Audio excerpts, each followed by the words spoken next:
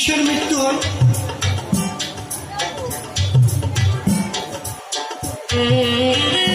যেটা ধারণ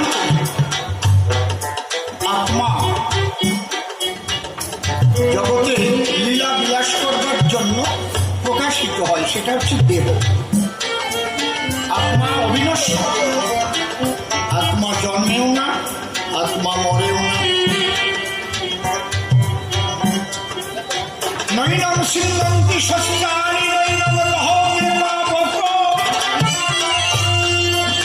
না চৈনম ক্রীড়াম তাপ না শোষয়তি মারুত। আত্মা চির অবিনশ্বর। এই আত্মা হচ্ছে পরমাত্মার অনুসত্তা।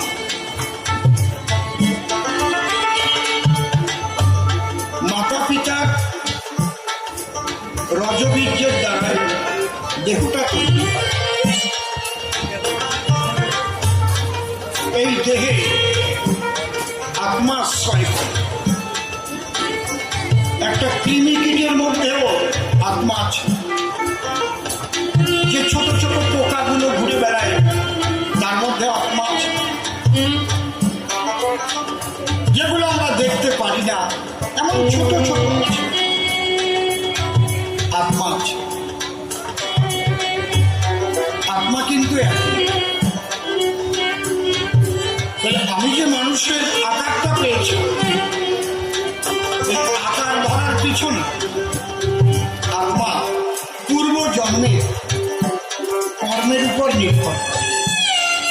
যেমন আমি এই জন্মে যদি খারাপ কাজ করি তাহলে আর মানুষ আমাকে করবে না।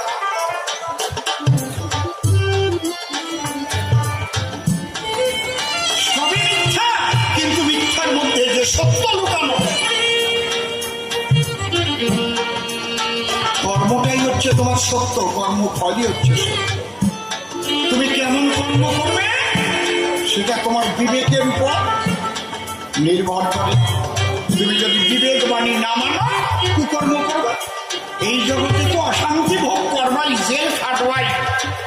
এ জেল জেল না, আরো জেল আছে। এই জেল নিয়ে যাবে সেই জেলের কাছে। এ জায়গায় তো 10 বছর 12 বছর যাবত জীবন, কিন্তু মানব জনম থেকে যখন তোমাকে অন্য কোনো সর্প কুলে পাঠিয়ে দেবে, কোন জানোয়ারের কুলে পাঠিয়ে দেবে, আর কৃষ্ণ কথা বলিতে পারিবে না, সাধু শব্দ বলিবে না,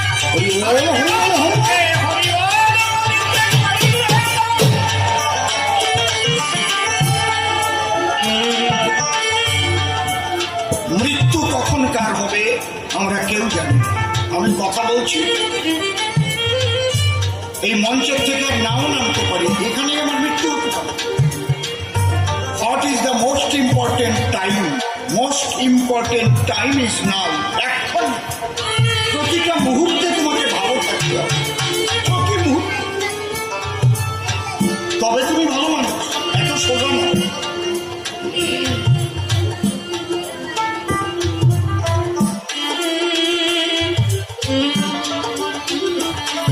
এই জাতীয় স্বজন পরিজন যাদের নিয়ে তোমার এই সংসারে গঠন, একের উপর আরেকজনের কর্তব্য। শ্রী ঠাকুর ভবা পাগলা বলেছেন, এই কর্তব্য ধর্ম, তুমি যদি সঠিক কর্তব্য না করো তুমি অধর্মী। যেমন মাতা পিতার প্রতি সন্তানের কর্তব্য, সন্তানের প্রতি মাতা পিতার কর্তব্য, স্বামীর প্রতি স্ত্রীর কর্তব্য, স্ত্রীর প্রতি স্বামীর কর্তব্য, বৌমার শ্বশুর শাশুড়ির প্রতি কর্তব্য, আবার শ্বশুর শাশুড়ির বৌমার প্রতি কর্তব্য, ভাইয়ের প্রতি ভাইয়ের কর্তব্য, আবার পারিপার্শ্বিক সমাজের আরো একটা কর্তব্য আছে তাদের। খুব কঠিন, এত সোজা না। আমি সুযোগ পেলাম পরের টাকা মেরে খাওয়া, নিজের পকেট হবে না, ওটা মানুষের কাজ না। আমি একজনের বুকে ছুরি মেরে দিয়ে ভাবলাম আমি নিজে ভালো থাকবো, সারা বিশ্বময় সিসি ক্যামেরা লাগানো আছে ঈশ্বরে। তুমি সবাইকে ফাঁকি দিতে পারো, কিন্তু তাকে তুমি ফাঁকি দিতে পারবা না।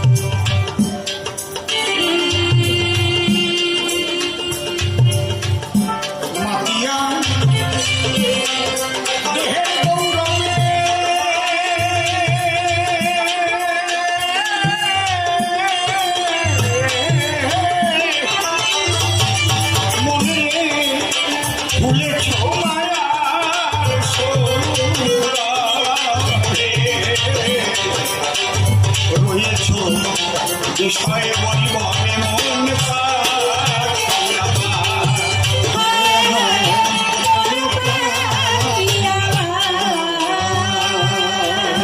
মানুষ ভুল করে কোথায় জানেন? মানুষ ভাবে যা কিছু আমি করেছি আমি অনন্তকাল এগুলো ভোগ করবো। না না, এগুলো একদিন তোমার ছিল না, আজ তোমার আছে, একদিন তোমার থাকবে না। সেদিন তুমি শ্মশানে এক মুঠো পোড়া ছাই হয়ে যাবে। কে ভোগ করবে তা তুমিও জানো। তাই কোনো কিছুতে বিশেষভাবে আসক্ত হওয়া উচিত নয়। যাতে তুমি যত বেশি আসক্ত হবে তা থেকে তত তুমি বেশি দুঃখ পাবে। এটা হচ্ছে বিষয়।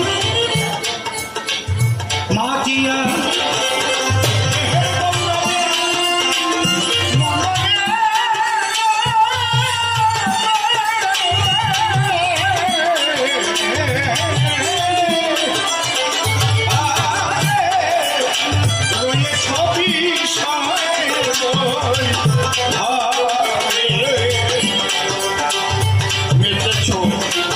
মায়ার সৌরভে মন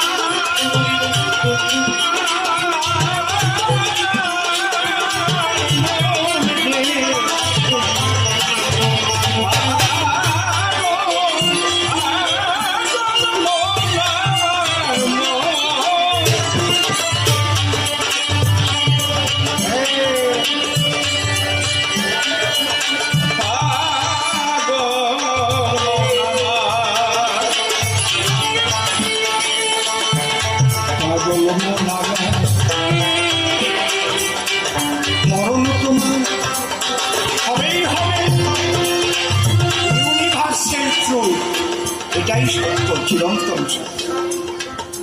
একদম এইটাই খাঁটি কথা। চোখের সামনে দেখুন, নিজের প্রিয়জনকে যখন হারাও, মা বাবা দাদু, এদের যখন শ্মশানে নিয়ে যাও, দেখুন কিভাবে পুড়িয়ে দেয়, তোমাকেও পুড়িয়ে দেবে।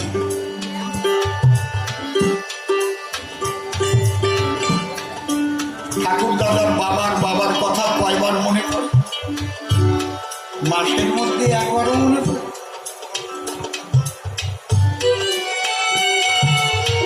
তুমিও একদিন এমন হয়ে যাবে, তোমার কথা কেউ মনে রাখবে।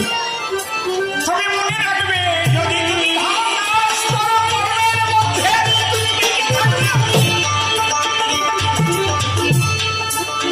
যারা ভালো কাজ করে যাচ্ছে, যাদের দ্বারা এই জগতে কল্যাণ হচ্ছে যে কোনো দিক দিয়ে, তাদের মানুষ মনে রাখে, তার মূর্তি করে পূজা করে। ভারত মাতার শৃঙ্খল মুক্ত করার জন্য যারা জীবন দিয়েছিল, তাদের মানুষ মনে রেখেছে। সেই ক্ষুদিরাম, বিনয়, পাগল, মাতঙ্গিনী হাজিরা, তাকে কি ভুলে গেছে? সে কি আমার ঠাকুর দাদার বাবা? রবীন্দ্রনাথ ঠাকুরকে কেউ ভুলেছে? বাংলা সাহিত্যকে পরিপুষ্ট করেছে।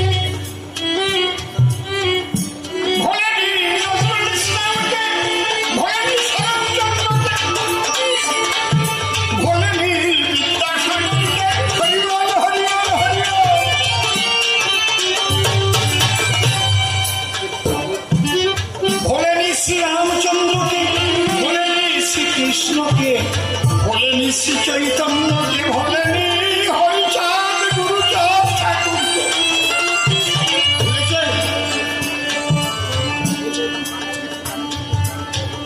বলেনি, গোপাল পাঠাকে।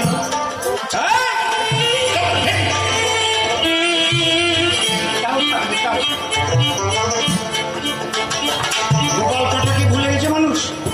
কি নাম শোনেন নাই গোপাল ভাটা?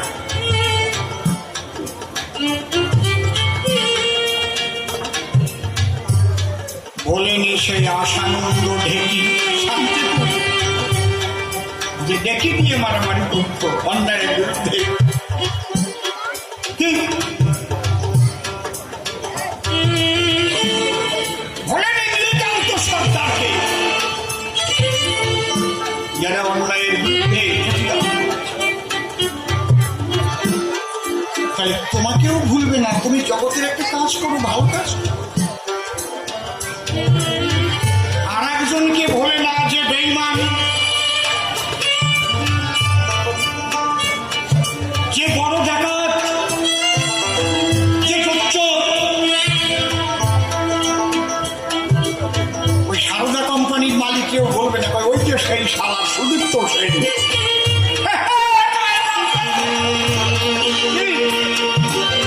বুঝেছ?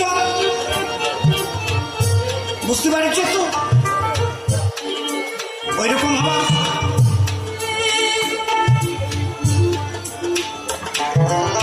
এই জন্য বলছে সাম দান ভেদ দণ্ড। যিনি সমভাবে মানুষকে ভালোবাসতে পারে, সবার ভিতরে একই আত্মা দর্শন করে, ঈশ্বর প্রেরণে সবাইকে সেবা করে, তাকে ভোলা দেবে। যিনি দানবীর, রাজা হরিশ্চন্দ্র, দাতার বর্ণ বলেছে, ওকে আমার ঠাকুর দাদার, ওই ঠাকুর দাদার বাবা না বলে না। আর যে মানুষে মানুষে বিভেদ ঘটায়, তারাও বলে না। ছিল একটা অমানুষ, ভালো কাজে খালি বাধা দিত। বুঝতে পারছেন? তাহলে তুমি ভালো কাজ করে মানুষের মনে জায়গা করে নাও, খারাপ কাজের দ্বারা না। আপনাদের জন্য প্রসাদ কিন্তু তৈরি হয়ে যাচ্ছে। যারা যারা গান শুনছেন, এবারই তো জানেন আপনারা, একদম প্রসাদ না নিয়ে যাবেন না। প্রসাদ মানে বাটিতে করে একটু নেওয়া না, বসিয়ে পেট ভরে খাওয়া। হরিবল হরিবল।